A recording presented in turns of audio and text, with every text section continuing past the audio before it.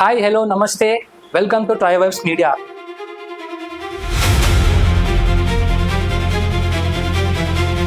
So ఈరోజు మన స్టూడియోలో మనతో పాటు ఒక ప్రముఖమైన వ్యక్తి అయితే రావడం జరిగింది. వారు ఎవరో కాదు, తన చిన్ననాటి నుండి ఆర్ఎస్ఎస్ భావాలతో పెరుగుతూ బీజేపీ యొక్క సిద్ధాంతాలను పాటిస్తూ ముందుకు సాగుతున్నటువంటి ఒక వ్యక్తి ఈరోజు మన స్టూడియోలో అయితే ఉన్నారు. సో వారు ఎవరో కాదు, మన నర్సింగ్ గౌడ్ అన్న గారు. సో నమస్తే అన్న గారు.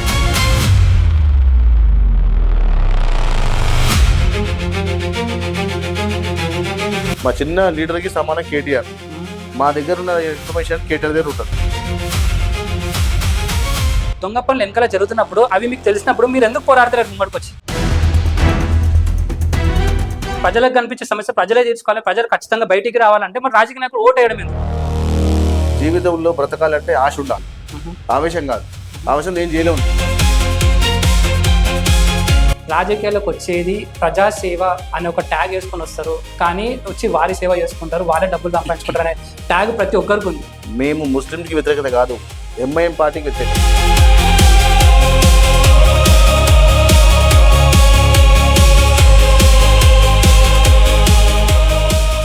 సో నమస్తే అన్నగారు.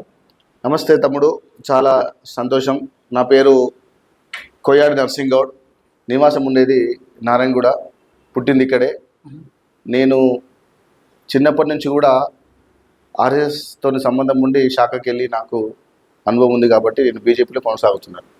ఓకే, సో ముందుగా మీరు ఎలా ఉన్నారన్న? ఫస్ట్ది నేను చిన్నప్పటి నుంచి కూడా చాలా సిద్ధాంతంగా ఉన్న వ్యక్తిని. నేను మా చిన్న కుటుంబం.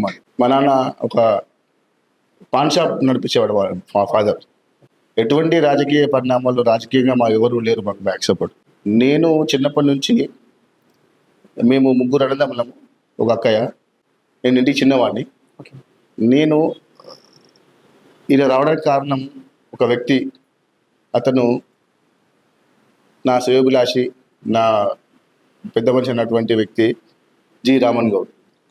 అతను వచ్చి నన్ను ఆర్ఎస్ శాఖకి తీసుకెళ్లేవాడు. అట్లా ఆ భావాలతో మేము ముందుకు సాగుతూ ఒక సంఘంతో నేను ఈ హిమాయత్ డివిజన్లో బీజేపీ పార్టీలో గత కొన్ని సంవత్సరాలుగా ప్రజల మధ్య ఉంటున్నాను. అసలు మీకు ఈ ఇంట్రెస్ట్ ఎలా వచ్చిందంటే, చిన్నప్పుడు జనరల్గా ప్రతి ఒక్కరు కూడా ఏంటంటే నేను చదువుకోవాలి, నేను డాక్టర్ అవ్వాలి, నేను ఇంజనీర్ అవ్వాలనే ఆశ ఉంటుండే ప్రతి ఒక్కరికి. సో మీరు చిన్నతనంలోనే నేను పాలిటిక్స్లో ఉండాలి, ఇట్లా ఆర్ఎస్ఎస్ భావాలు నేను పెంచుకోవాలి, అసలు ఈ ఆలోచన ఎలా వచ్చింది? అంటే ఎవరిని చూసి మీరు ఇన్స్పైర్ అయ్యారా, లేకపోతే ఎలా వచ్చింది అసలు? ఆర్ఎస్ఎస్ నేను పిక్చర్స్ చూసి ఆర్ఎస్ఎస్ మీటింగ్లు వెళ్ళేవాడిని. చిన్న మచ్చు మా ఆర్ఎస్ పక్కన నేను చదివింది కూడా Keshav memorial school. Keshav school అంటే దానికి సంబంధించిన అంతా కూడా ఆర్ఎస్ఎస్ సంబంధం వ్యక్తులు. మాకు ఆ భావాలతో నాకు అట్లా ఇంట్రెస్ట్ రావడం జరిగింది. సో ఎవరైనా ఇన్స్పిరేషన్ అన్న మీరు అట్లా జాయిన్ కావడానికి? నేను అట్లే ఇన్స్పిరేషన్ లేదు, ఒక ఆత్మ ధర్మంతో రామజన్మభూమి. నేను అప్పుడు గతంలో మూమెంట్ చూసామట, రాముని గుడి కట్టాలి అని చెప్పి. ఆ సందర్భంగా నేను ఆ స్పిరిట్ నాలో ఒక భావన వచ్చింది. సో అలా రాగానే మీరు అప్పటి నుంచి ఇంకా ఆర్ఎస్ఎస్ లో జాయిన్ అయ్యి మరి అక్కడ నుంచి రాజకీయాల్లోకి ఎలా కన్వర్ట్ అయినారు? అంటే రాజకీయం అనేది ఒక హాబీ. ప్రతి ఒక్కరికి ఒకటి హాబీ ఉంటుంది. ఒకరికి సినిమా హాబీ ఉంటుంది, ఒకరికి ఫుడ్ హాబీ ఉంటుంది. నాకు రాజకీయంగా ఒక పేరు తెచ్చుకోవాలనే సంకల్పంతో నేను రావడం, అంతేగాని ఏదో వేరే ఆశతో కాదు. నాకు నేమ్ ఇంపార్టెంట్. అంటే మీకు ఈ రాజకీయాల్లోకి రావాలని ఒక హాబీ ఏ సంవత్సరం, అంటే చిన్నప్పుడు ఏ ఇయర్లో మీకు స్టార్ట్ అయింది? అంటే నేను 10th కంప్లీట్ 1992 10th అయిపోయింది. 10th అయిపోగానే నాకు కొన్ని అప్పుడు ఏజ్ ఫ్యాక్ట్ మంచిగా వచ్చేసింది. దాన్ని బట్టి నేను కూడా గతంలో చూసిన కిషన్ రెడ్డి గారు కానీ దత్తాత్రేయ గారు కానీ చూసి మరి వీళ్ళు రాజకీయంగా అట్లా వస్తుందని చెప్పడంతో నేను కూడా అలా ముందుకు పోవడం జరిగింది పార్టీకి. అంటే అట్లా చదువుకున్న రోజుల్లో మీరు స్టూడెంట్స్ ఒక యూనియన్ లాగా అట్లా ఉండడం ఏమైనా జరిగిందా? నేను క్లాస్లో క్లాస్ లీడర్. నేను చాలా గవర్నమెంట్ స్కూల్ చదివాను. ఒక మన వైఎంసీ దగ్గర ఉన్న గవర్నమెంట్ స్కూల్ నుంచి చదివాను. అక్కడ చిన్నప్పుడు నాకు 6 కిలోమీటర్స్లో అవి చిన్న వచ్చే మురుకుల కోసం స్కూల్కి వెళ్ళేవాడిని. చదువు కోసం మురుకుల కోసం స్కూల్కి వెళ్ళేవాడిని. ఆ మురుకులు పాలిస్తుండే.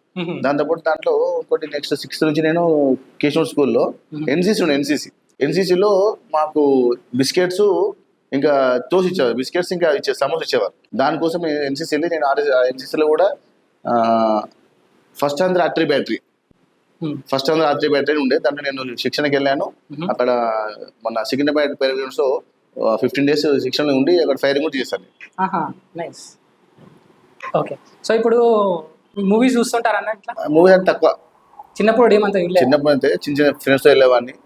అది మన పాత పిక్చర్స్ చాలా చూసేవాడిని. ఫ్రెండ్స్తో వెళ్ళేవాడిని.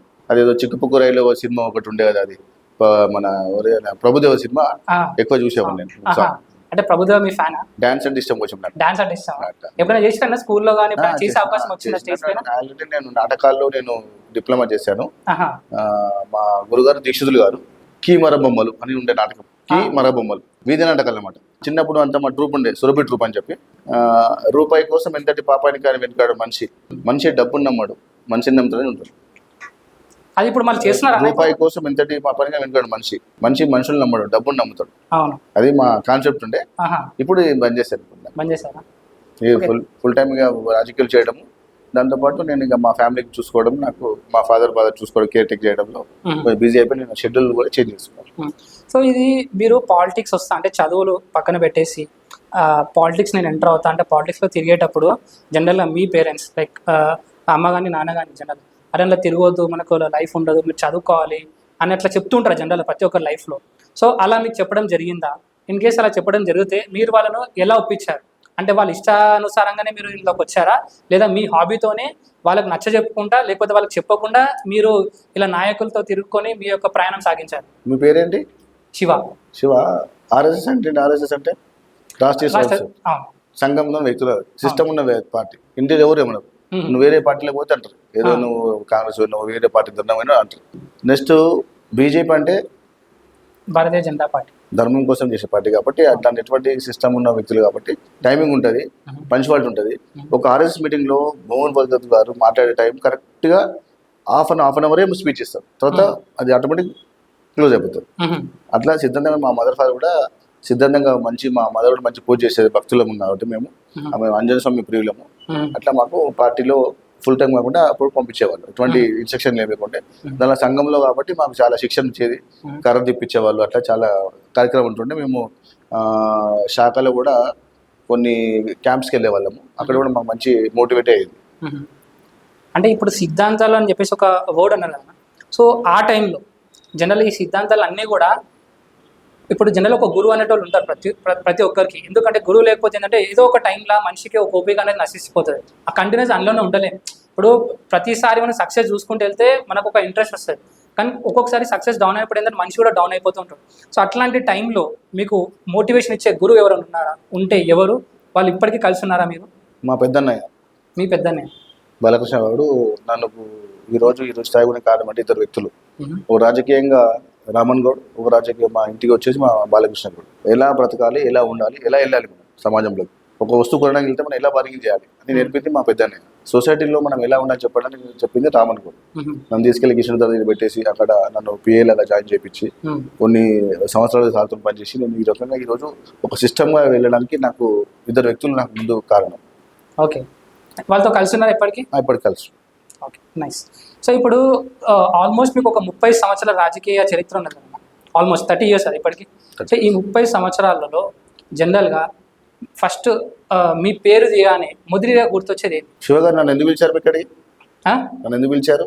మీ గురించి తెలుసుకోవడానికి, మీరు చేసే కార్యక్రమాలు తెలుసుకోవడానికి, మీ ప్రజలకు ఎలా ఉపయోగపడుతున్నారో అవన్నీ కూడా మన ప్రజలందరికీ తెలియడం కోసం. కష్టాన్ని గుర్తించిన వ్యక్తి నరసింగౌడ్ కాబట్టి పిలిస్తే పలికే ప్రజానాయకుడు అని చెప్పి వాళ్ళందరూ కూడా ఏ ఆపద వచ్చినా, చిన్న కరెంటు పోయినా, చిన్న ఏమన్నా కుక్క చచ్చిపోయినా, పిల్లి ఏమైనా కూడా నరసింగౌడ్ అక్కడ పడ్డని చెప్పడానికి ఫస్ట్ ఫోన్ వచ్చేది నాకు వస్తుంది. మా కాలనీలో అందరికీ నేను ఒక కుటుంబ సభ్యుల, ఒక స్నేహభావ పరిచయస్తుల్లా ఉండి వాళ్ళకి ప్రతి విషయంలో నేనున్నా అని అంటే నేను ఉన్నా అని చెప్తాను. అన్న అంటే నేను ఉన్నా అని పలికే వ్యక్తిని అంటే నరసింగౌడ్ అని తెలుసు. ఎంత రాత్రి నేను కూడా ఫోన్ చేస్తే నేను పలికి వాళ్ళకి నాకు చాలా సాయం చేస్తాను, కానీ నేను ఎక్కువ చెప్పుకోను, వాళ్ళకి ఏ విధంగా హెల్ప్ వాళ్ళకి చూస్తారు. సో అదే అంటే ఇప్పుడు జనరల్గా మీరు అంతా చేస్తున్నారు, ప్రతి ఒక్కరు ఎప్పుడు పిలిచినా సరే ప్రతి ఒక్కరికి అండగా ఉంటా అంటున్నారు. సో ఒక్క రోజులో జనరల్గా మిమ్మల్ని ఎంతమంది సాయం కోసం రీచ్ అవుతూ ఉంటారు? ఒక 20-50 మెంబర్స్ ఎవ్రీడే. గత 30 సంవత్సరాలు ఎటువంటి సమస్యలతో వస్తారన్న మీ ముందుకి? హాస్పిటలైజ్డ్, స్కూల్ ఫీజెస్, అన్నది మా భార్యకి బాగాలేదు, కొంచెం ఇట్లా సడన్ గా ఇంట్లో బియ్యం లేవన్నా కొంచెం డబ్బులు కావాలి, కొంచెం అన్నిటి ఇబ్బంది ఉందన్న, కొంచెం ఊరికి వెళ్తున్నా, కొంచెం చాలా మంది చాలా రకాలుగా ఒక ప్రాబ్లమ్ వస్తుంటారు.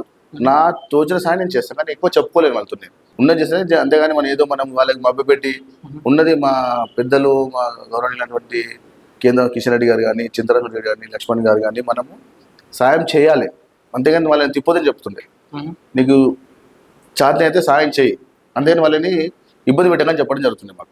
సో ఇప్పుడు ప్రతి ఒక్కరికి జనరల్గా ఒక రోజులో 15 మంది నుంచి ఒక 20 మంది దాకా మిమ్మల్ని రీచ్ అవుట్ అవుతారు ఏదో ఒక సమస్యతో. సో వాళ్ళు మిమ్మల్ని ఎందుకు రీచ్ అవుట్ అవుతారు, ఇంకా అదర్ ఆపోజిషన్ పార్టీస్ వాళ్ళు కూడా ఉంటారు కదా, వాళ్ళ దగ్గరికి ఎందుకు పోరు? సో అలా నేను క్వశ్చన్ అడిగితే వాళ్ళకు మీకున్న తేడా ఏంటి? అలా ఇష్టం కదా, ఎవరైనా వాళ్ళు అప్రోచ్ చేస్తారు. ప్రజలని మనం చెప్పలేదు, మేము పోదని చెప్పలేం కదా. వాడు నాగరావు రావచ్చు, శివ దగ్గర పోవచ్చు, ఇంకో వంశీ పోవచ్చు, హరీష్ దగ్గర దట్ ఈస్ వాటి ఇంట్రెస్ట్. నేను మాత్రం మేము రావద్దని చెప్పను, పొద్దుని చెప్పని చెప్పను. కానీ వాడు నచ్చిన వ్యక్తి వస్తుంటే దాన్ని రిసీవ్ చేసుకుని నాకు కర్తవ్యం. అంతేగాని నువ్వు అక్కడ అనడం వీలే కదా. ఓటర్స్కి వచ్చినప్పుడు ఎలక్షన్లలో ప్రతి ఇంటికి, ప్రతి గడపకి, ప్రతి వ్యక్తి గారికి, ప్రతి ఒక్క కార్యకర్త, ప్రతి ఒక్క లీడర్ వెళ్తాడు. దాని రైట్స్లో రావద్దని. ప్రతి ఒక్క సమస్య వచ్చినప్పుడు నేను అపోజిషన్ పార్టీ రేపు ఎవరు ఎమ్మెల్యే గెలిచినా కూడా, నాకు బీజేపీ ఉన్నా కూడా లోకల్ మీద పోవాల్సి వస్తుంది. ఎందుకంటే నేను ప్రజల కోసం పోవాల్సి వస్తుంది, నా కోసం కాదు. That is ambition. అంతేగాని మనం ఏదో వాళ్ళు పోతే కించపరిచినట్టు కాదు. మనకు సమస్య ఉంది, పరిష్కారం కావాలి. దానికి ఏం చేయాలి? సంథింగ్ ఒక వర్క్ ఉంటుంది. ఇప్పుడు స్ట్రీట్ లైట్స్ రావట్లేదు, ఎవరి దగ్గర వెళ్తావు నువ్వు? ఎలక్ట్రిసిటీ బోర్డు పోవాలి, స్ట్రీట్ లైట్ ఏది పోవాలి. అట్లానే డిపార్ట్మెంట్స్ ఉంటే వాళ్ళు కూడా ప్రజలు ఎన్నుకోవాలి, నర్సరీ పని అవుతుంది, నర్సరీ పని చేయగలుగుతాడు అని వాళ్ళకి ఫిక్స్ అయిపోతుంది. స్కూల్స్, కాలేజ్, హాస్పిటల్స్ ఫస్ట్ దానికి వస్తారు.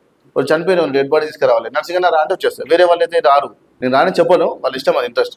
వాళ్ళకి కొన్ని ప్రాబ్లమ్స్ నువ్వైతే వస్తావన్నా వచ్చి నిల్చొని అక్కడ వాళ్ళకి కావాల్సిన సౌకర్యాలు ఏర్పాటు చేసి నేను ఇంటికి వచ్చేస్తాను. అది 2 కానీ 3 కానీ తెల్లవారుజాము కానీ. కానీ ఒక వర్క్ వెళ్తే అక్కడ కంప్లీట్ అవ్వాలి ఉంటుంది, వేరే వాళ్ళని పక్కన పెట్టేస్తారు.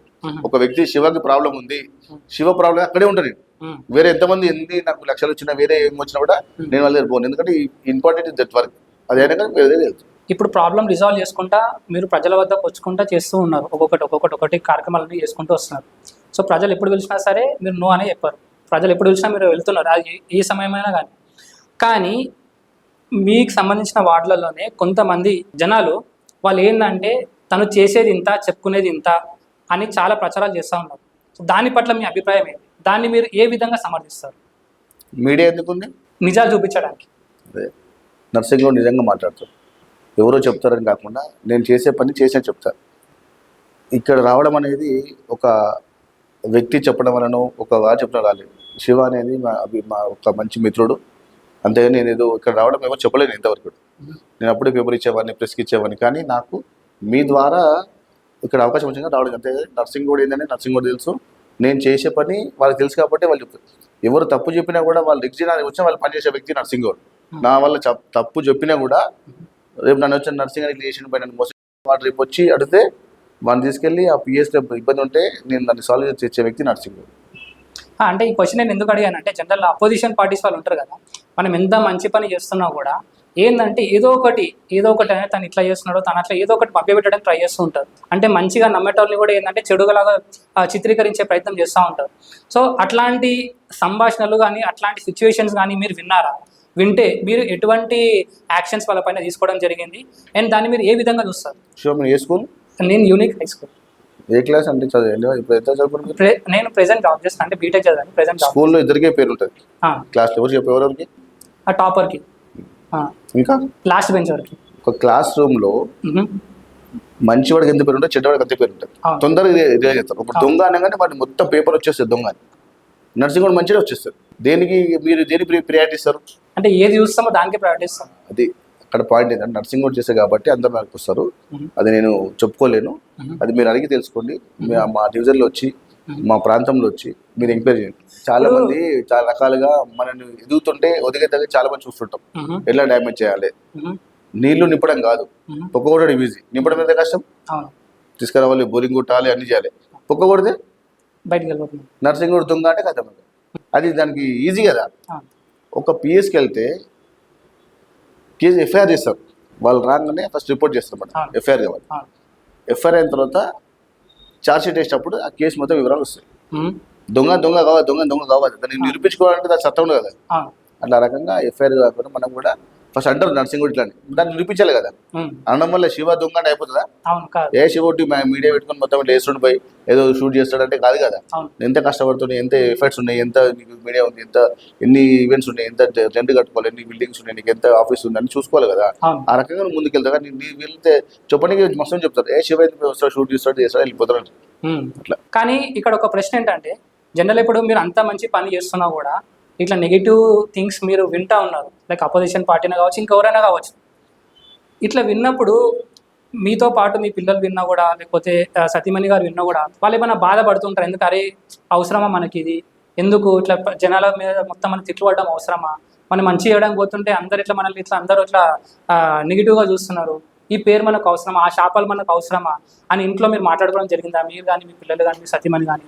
అండ్ ఆ మాట్లాడుకున్న తర్వాత ఎప్పుడైనా మీకేమైనా అనిపించిందా, నాకు వద్దు ఈ రాజకీయాలు, ఎందుకంటే నాకు నా పిల్లలు మంచిగా ఉండాలి, మేము చూసుకోవాలి, అంతేగాని ఈ శాపనార్థాలు ఇవన్నీ నాకు వద్దని ఎప్పుడైనా మీకు అట్లా అనిపించిందా ఇట్లా సిచ్యువేషన్? రాజకీయం అంటేనే పెద్ద సముద్రం, శాపాలకు సంస్థ రాజకీయం. వాడు తిడితే లీడర్ అవుతాడు, తెలిసిన విషయం మీకు. జరిగే ఎన్నికల్లో చూస్తూ, రేవంత్ రెడ్డి చూస్తూ, కేటీఆర్ చూస్తూ కాబట్టి తిడితే హైలైట్ అవుతుంది. నా పెళ్లి చేసి 19 years కంప్లీటెడ్ ఈ February 21st. 19 years రన్నింగ్ 18 కప్ 19. నాకు బాబు Charan Goud 18 years, second year ఇంటరా. చిన్న బాబు 10th, ఇప్పుడు 10th, 9th కంప్లీట్. పాసిబుల్ ఇప్పుడు వచ్చి పాస్ అయ్యాను. నేను పెళ్లి కాగానే మా సత్యమని కూడా చెప్పిన, నేను రాజకీయంగా ఉన్నప్పుడు ఎన్నో వస్తుంటాయి, ఎన్నో సమస్యలు వస్తుంటాయి, ఎంతోమంది ఏదంటారు పట్టించుకోకుండా ఉండడం మన సంసార లక్ష్యం. ఎంతోమంది ఏదో రకాలుగా మనని చెడగొట్టడానికి ప్రయత్నిస్తుంటారు. నర్సింగ్ డబ్బులు తీసుకుంటారు, నర్సింగ్ అదంటారు, నర్సింగ్ పట్టించుకోదు. నేను నాకు తప్పైతే నువ్వు దాన్ని నాకు డైరెక్ట్గా అడిగితే నేను సమాధానం చెప్తాను, అంతే. ఎవరు చెప్పి మన నమ్మకం చెప్పడం జరిగింది. ఆ రకంగా మేము సంసారంలో ఈ రకంగా ఇంతవరకు కూడా ఎటువంటి కలహాలు లేకుండా ఉన్నామంటే కారణం మా మిస్సెస్ కూడా చాలా నన్ను సహకరిస్తూ, ఆ పేరు కొయ్యడ శోభరాణి గౌడ్, నాకు చేదోడు వాళ్ళు ఉంటూ అన్ని రకాలుగా నాకు అందుబాటులో ఉండి, ఎంత లేట్ అయినా ఎంత రాత్రి అయినా ఎవరు వచ్చినా కూడా ఎప్పుడు లేచిపోయినా అడగకుండా నన్ను ఒక చిన్న పిల్లవాళ్ళ చూసుకుంటూ నన్ను అన్ని ఆదరిస్తూ, పిలిస్తే పలికే మా సతీమణికి నేను నమస్కరిస్తున్నాను. ఎందుకంటే ఇంత రాత్రి నాకు అన్నం భోజనం కూడా ఏర్పాటు చేసి అన్ని రకాలుగా మనని ఆదుకుంటూ చూసే వ్యక్తి మా సతీమణి. ఇట్లా రాజకీయంగా మీరు ఎన్నో సమస్యలు, ఎన్నో మాటలు, ఎన్నో నెగిటివ్ థింగ్స్ అన్ని మీరు తీసుకుంటున్నారు కదా. సో ఇవి మీరు ఇంట్లో డిస్కస్ చేస్తారు కదా జనరల్, అంటే ఏదో సిచ్యువేషన్లో పక్క వాళ్ళు, ఎందుకంటే ఇప్పుడు పెద్దవాళ్ళు వెళ్ళి మదర్ కానీ ఫాదర్ అని బయట వెళ్ళి కూర్చున్నప్పుడు వీళ్ళు ఎవరో ఒక చోరుగా వినపడుతూ ఉంటుంది అనమాట, నెగిటివ్గా మాట్లాడుకున్నప్పుడు. సో అట్లా అన్నప్పుడు జనరల్గా మీ తల్లిదండ్రులు దాన్ని ఎలా తీసుకుంటారు, అండ్ మీకు ఎటువంటి సలహాలు ఇస్తారు, అండ్ వాళ్ళు డిమోటివేట్ చేస్తారా, మోటివేట్ చేస్తారా మిమ్మల్ని? ఇంతవరకు అట్లాంటి సమస్య జరగలేదు, ఏం కూడా వాళ్ళ దృష్టి రాలేదు. చాలా చిన్న చిన్న సమస్యలు ఉంటే బయటనే మాట్లాడితే దాన్ని క్లోజ్ చేసుకోవడానికి. ఇంతవరకు వచ్చేంతవరకు అయితే అంత నెగిటివ్ అంత పెద్దగా ఏం చేయలేదు, మనం కూడా ఏం రాలేదు కూడా. సో జనరల్ మీ అమ్మ నాన్నగారి గురించి కొంచెం చెప్పండి, అంటే వాళ్ళు ఎటువంటి మోటివేషన్తో మిమ్మల్ని పెంచారు, అసలు వాళ్ళ దగ్గర మీరు ఎటువంటి మోటివేషన్ తీసుకొని మీరు ఇట్లా, ఎందుకంటే ప్రజలకు సాయం చేయడము, నిరంతరం వాళ్ళతోనే ఉండడము అనేది చాలా కష్టమైన పని. ఇప్పుడు మన కోసం మనం వెళ్ళి జాబ్ చేసుకొని మన ఇంటికి వెళ్ళిపోవడం వేరు, కానీ పొద్దున లేచినప్పటి నుంచి ఎవరు ఎటు పిలుస్తారా, ఎవరు ఏ సమస్యతో పిలుస్తారా, ఆ సమస్యకు పరిష్కారం ఎలా, ఎవరోని కలవాలి, ఏమేం కలవాలి, ఎన్నో రకాలుగా ఉంటాయి. సో వాటి అన్నింటినీ కూడా మీరు ఎలా అధిగమిస్తారు, అసలు మీ పేరెంట్స్ మీకు ఎటువంటి మోటివేషన్ ఇస్తుంటారు, కొంచెం మీ పేరెంట్స్ గురించి కొంచెం చెప్తారా? మా అమ్మగారి పేరు కోయడ అనసూయ గౌడ్, మా నాన్నగారి పేరు కోయడ రామూర్తి గౌడ్. మా చిన్న కుటుంబం, మాది మిడిల్ క్లాస్, చాలా కింది సారి పైకి వచ్చింది. మనకి తిండి కూడా ఉండకపోతుండే. మా అమ్మ ఒక సిస్టమ్తో పెంచింది, అమ్మ క్రమశిక్షణ. ఇట్లా ఉండడానికి కారణం ఎవరంటే, ఫస్ట్ నేను పొద్దున్న లేవగానే ఉన్నప్పుడు ఫాదర్ కాళ్ళు మొక్కి బయటకు వచ్చేవాడిని, చిన్నప్పుడు అలవాటు నాకు. ఇప్పుడు వాళ్ళు చనిపోయి 11 years అవుతుంది. మా ఫాదర్ చనిపోయి 3 years. వాళ్ళ కోసం నేను చాలా అన్ని రకాలుగా స్ట్రగుల్ చేసి వాళ్ళని, దేవుడు కంటే ఫస్ట్ వాళ్ళని నేను పూజించేవాడిని వెళ్ళి. మా ఇంట్లో కూడా అందరూ కూడా మా మదర్ ఫాదర్ చాలా రెస్పెక్ట్ మేమంటే. మా అమ్మ ఎవరేమున్నా కూడా మాకు మంచి ఫుడ్, మంచి మర్యాద నేర్పించింది. మా ఫాదర్ కూడా ఒక మచ్చ లేకుండా వ్యక్తి రామూర్తి గౌడ్. ఆయన చాలా సిస్టమ్. సండే కాగానే మాకు నాన్ వెజ్ పెట్టడము, ఎవరున్నా ఎవరింటికి పోకుండా చూడడము, ఎవరు వచ్చినా కూడా మేము ఇట్లా నిల్చొని ఉండడం చూసే కాకుండా మేము మంచి సిస్టమ్ నేర్పింది. మా మదర్ ఫాదర్ అంటే ఒక ఇంటికి చుట్టాలు వచ్చినా కూడా తినే సమయంలో మేము ఒక రూమ్లో కూర్చునేవాడు, చిన్న రూమ్ అది, పక్క రూమ్ కూర్చునేవాడు. అంటే చిన్న బయటికి రాకుండా. ఈరోజు పిల్లలు తింటుంటే ఊరికొచ్చి బయట వచ్చి కూర్చుంటారు, వాళ్ళ చుట్టాల ముందు మన వచ్చి కొంచెం వాళ్ళు అల్లరి చేస్తుంటారు. అలా కాబట్టి మా మదర్ ఒక రూమ్ లో పెట్టేసి మమ్మల్ని వాళ్ళు పోయినాక మనం పిలిచేవాళ్ళం. వాళ్ళు తిన్నాక మిగిలి మేము తినేవాళ్ళం, వాళ్ళు ఇల్లాక తిన్నాక మిగిలి మేము తినేవాళ్ళం, వాళ్ళ ముందు అరిచేవాళ్ళం కాదు. అట్లా మా మదర్ అట్లా సిస్టమ్ నేర్పించింది. అదే రకంగా మా పిల్లలు నేను నేర్పిస్తూ మా మదర్కి సిక్ అయినప్పుడు నేను చాలా సేవ చేసి ఇంట్లో మెడికల్గా మొత్తం దగ్గర నుంచి చేసి, మా ఫాదర్ బెడ్ రెస్ట్ అయినప్పుడు నేను మా మిస్సెస్ మా వద్దమ్మ మా అన్న అందరూ కలిసి రోజు ఒకరు ఫుడ్ పెట్టేవాళ్ళము. ఆయనకి మొత్తం డైలీ నేను స్నానం చేయించేవాడిని, చాలా నీట్గా స్నానం చేయించి. ఆయనకి భోజన వ్యవస్థలో కూడా మా పెద్ద బాబు చిన్న బాబు మా అన్న కొడుకుని కూడా తినిపించి అలవాటు చేసినాం. అట్లా మా అందరు నేర్చుకోవాలి. ఫ్యూచర్లో నాకు కావచ్చు, రేపు మీకు కావచ్చు, అది సిస్టమ్తో అందరికి నేర్పించి వాళ్ళతో మేము ఫ్యామిలీతో మేమంతా కూడా ఒక చిన్న కుటుంబం సభ్యులంతా కలిసి ఒక ఫంక్షన్ కానీ అందరం కాకపోతే కలిసిపోతాం. వేరు వేరు ఉన్నా కూడా ఫంక్షన్ కానీ మా ఇంటికి వచ్చి అందరం అక్కడే ఉండి అందరం భోజనం చేసుకొని ఎవరింటికి వాళ్ళు వెళ్ళిపోయేవాళ్ళం. ఎన్ని ఫంక్షన్ ఉన్నా కూడా, ఏ మంచి స్టడీ అయినా కూడా. ఇప్పుడు కొయ్యాడ రామ్మూర్తి అన్సే గౌడ్ ఫౌండేషన్ చెప్పి ఒక చార్జ్ చేశాను ఒక 3 years నుంచి. మా ఫాదర్ చనిపోయింది, blood donation camps, water camps, అట్లాంటి చాలా వాళ్ళకి కావాల్సిన సదుపాయాలు, ఇంకా వీల్ చైర్స్ ఇవ్వడము హాస్పిటల్లో వాళ్ళ పేరు మీద. నాకు తోచింది నేను పెద్ద ఇవ్వడం రూల్ లేదు. నా ఉన్న కష్టంలో నేను చేసేదాన్ని ఒకరికి 10th కి ఫీజు కట్టడం మా మదర్ ఫాదర్ పేరు మీద, అట్లాంటి కూడా చేస్తుంటాను సేవభావాలు. ఆ రకంగా మా ఫ్యామిలీకి ముందుకెళ్తూ నేను అన్ని రకాలుగా నేర్పిస్తూ, మా ఫ్యామిలీ చాలా దగ్గర అటాచ్మెంట్ మేము చాలా, ఎందుకంటే మదర్ చాలా ప్రేమ నాకు మదర్ ఫాదర్ అంటే. వాళ్ళకి ఏ చిన్నది ఉన్నా కూడా నేను తట్టుకోలేకపోతుంది. వాళ్ళన్నీ యాత్రలు తీసుకెళ్ళాను, అక్కడ తిరుపతి అన్ని తీసుకెళ్ళి వాళ్ళతో మేమంతా కలిసి ఒక అన్యోన్యత ప్రేమ భావంతో ఉండే వ్యక్తులు మేమంతా. మీరు 30 సంవత్సరాలు రాజకీయాల్లో ఉంటున్నారు, ఓకే, ఎన్నో సందర్భాల్లో ఎన్నెన్నో చూస్తూ ఉంటారు. ఫస్ట్ థింగ్, మీ సంపాదన ఏంటంటే, ఇప్పుడు మీరైతే జాబ్ చేయట్లేదు, సో మీ సంపాదన ఏంటంటే రాజకీయాల్లో ఉంటూ మరి కోట్లు సంపాదించడం జరిగిందా, లేదా ఎలా అసలు అంటే మీకు ఎలా వస్తున్నాయి డబ్బులు, ఎట్లా వస్తున్నాయి మీకు నడపడానికి? నేను business man, okay, real estate వ్యాపారం. Real estate, okay. నేను డిస్ప్యూట్ ల్యాండ్ చేస్తుంటాను. ఇంకోటి దాంతోపాటు ఒక 8-9 yearsగా విజయ హెల్తీ ఫుడ్స్ అని చెప్పి ఒకటి పెట్టడం జరిగింది. ఓకే, అది నేను కరోనా సమయంలో ఆల్ హాస్పిటల్స్కి కొన్ని వేల బాక్సెస్ ఇవ్వడం జరిగింది మనీతోనే, ఫ్రీగా. విజయ హెల్తీ ఫుడ్స్, పల్లి లడ్డు, తిల్లి లడ్డు, రాగి బిస్కెట్, జోట బిస్కెట్, 12 varieties ఉన్నాయన్నమాట. అది నా హాబీ. మంచి ప్రోడక్ట్ పబ్లిక్ ఇవ్వడానికి ఈరోజు అంచెలంచెలు ఎదుగుతూ ఈరోజు మంచి వ్యవస్థలో అది మంచి బిజినెస్ ఉంది. దానిలో నేను ఫుల్ వర్కింగ్ పార్ట్నర్ బిజినెస్లో ఉన్నాను. దాంతోపాటు నేను రియల్ ఎస్టేట్ వ్యాపారం, మా హిమాయత్నగర్లో ఆఫీస్ ఉంది, నేను డిస్ప్యూట్ ల్యాండ్ చేస్తాను. అందరికీ ఏమైనా ఇబ్బంది ఉంది, ఎవరైనా ప్రాపర్టీ అమ్ముతున్నారు, తీసుకొని నా బిజినెస్ చేసి దాన్ని నేను చాలా లాభాలు పొందాను. నేను ఇల్లు నిర్మించుకున్నాను, కారు అన్ని కొనడం జరిగింది. బిజినెస్ అనేది కంపల్సరీ, బిజినెస్ కూడా నేను చేయలేదు. ఇది నా పార్ట్ టైం హాబీ. ప్రతి ఒక్కరికి ఒక హాబీ ఉంటుంది, పిక్చర్ హాబీ ఉంటుంది. నాకు రాజకీయం హాబీ కాబట్టి నేను బిజినెస్ చేస్తూ వ్యాపారం చేస్తూ ఈ పని చేయడం అనేది నా లక్ష్యం. అంతేగాని ఏదో మనము బీజేపీ కొని కాకుండా నాకు బిజినెస్ ఉండాలంటే తింటుండాలి, డబ్బులు ఉంటేనే మన ఫుడ్, పిల్లల ఎడ్యుకేషన్, మా ఇంట్లో వ్యవస్థలు పోవాలి రావాలి, అన్ని సమస్యలు, మా మదర్ ఫాదర్ మెడిసిన్కి అన్ని కూడా కావాలి, డబ్బులు కావాలి కదా, ఎవరు ఇవ్వరు. అందుకే నేను బిజినెస్తో పాటు ఇది పార్ట్ టైం చేస్తున్నా. సమయం ఉన్నప్పుడు నాకు ఇది ఇన్స్ట్రక్షన్ ఎంప్లాయ్ కాదు, నేను బిజినెస్ మ్యాన్ కాబట్టి. మొన్న ఒక ఫ్లాట్ అమ్మితే 2 lakhs వచ్చినాయి. అట్లా వస్తున్నప్పుడు దాన్ని సేవ్ చేసుకొని నేను నా ప్లాన్ ప్రకారం చేసుకోవడం నా లక్ష్యం. అంతేగాని ఏదో పార్టీ గురించి ఆధారపడి ఉండడం కానీ, పార్టీతో పైరవి చేయడం కానీ అట్లేం లేదు. మేమంతా కూడా ఒక కోర్ కమిటీ సభ్యులం. బీజేపీ అంటేనే, భారతీయ జనతా పార్టీ అంటే రక్తం ఉంది కాబట్టి ధర్మం కోసం మనం చేస్తాం. దాంతోపాటు నాకు అందరూ కూడా మంచి శ్రేయోభిలాషులు, ఏమున్నా మనకి అవకాశం ఉంటే మనకి హెల్ప్ చేసే వ్యక్తులు చాలా మంది, మా ఫ్రెండ్స్లో కూడా చాలా మంది హెల్ప్ చేస్తారు. ఫస్ట్ చాలా గ్రేట్ అన్న, ఎందుకంటే మీరు ఇంత నిజాయితీగా, అది కూడా ఏంటంటే మీకు వచ్చే ప్రాఫిట్ల నుంచి ప్రజలందరికీ కూడా ఆల్మోస్ట్ 50% ఇస్తారన్న. 30% అనేది మొత్తం సేమ్ ప్రతి ప్రజలకు అందరు పంచుతూ ఉంటారు. అది రెస్పెక్ట్ ఆఫ్ ఫుడ్ అయినా కావచ్చు, క్లోతింగ్ అయినా కావచ్చు, షెల్టర్ అయినా కావచ్చు, బియ్యం అయినా కావచ్చు, ఏదైనా కావచ్చు. సో గ్రేట్ అన్న. సో కానీ జనరల్గా ప్రతి ఒక్కరు రాజకీయాలకి, ఇప్పుడు బయట న్యూస్ కూడా అదే, ప్రతి ఒక్కరు అందరికి ప్రజలు కూడా ఇదే అనుకుంటారు, రాజకీయాలకు వచ్చేది ప్రజాసేవ అనే ఒక ట్యాగ్ వేసుకొని వస్తారు, కానీ వచ్చి వారి సేవ చేసుకుంటారు, వారే డబ్బులు సంపాదించుకుంటారు అనే ట్యాగ్ ప్రతి ఒక్కరికి ఉంది. సో దీన్ని మీరు ఏ విధంగా తీసుకుంటారని మీ అభిప్రాయం ఏంటి అసలు దీనిపైన? శివ, ఇది మీది ఏ మీడియా? ఇది ట్రయో వైబ్స్ మీడియా. ఎందుకు పెట్టినావు? నిజాలు చూపించడానికి. నువ్వు నిజాలు చూపించడానికి బిల్డింగ్ కడుతుందని చెప్పి నువ్వు డబ్బులు వసూలు చేస్తున్నావు అంట.